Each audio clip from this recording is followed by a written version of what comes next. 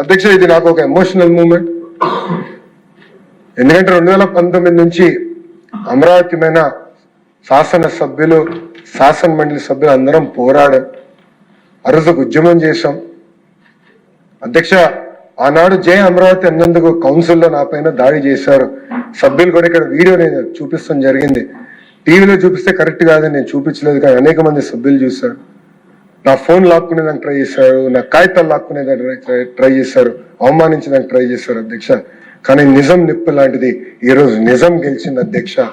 గౌరవ ముఖ్యమంత్రి గారు ఆధ్వర్యంలో, గౌరవ ఉప ముఖ్యమంత్రి గారి ఆధ్వర్యంలో అమరావతిని the one and only and శాశ్వత రాజధానిగా తీర్మానం చేసి కేంద్ర ప్రభుత్వాన్ని పంపించి కేబినెట్ లో ఆమోదం తెలిపి ఏకంగా పార్లమెంట్ లో క్లియర్ చేసుకుని ఇంకే తుక్కులకు వచ్చిన పొరపాటున కూడా వచ్చిన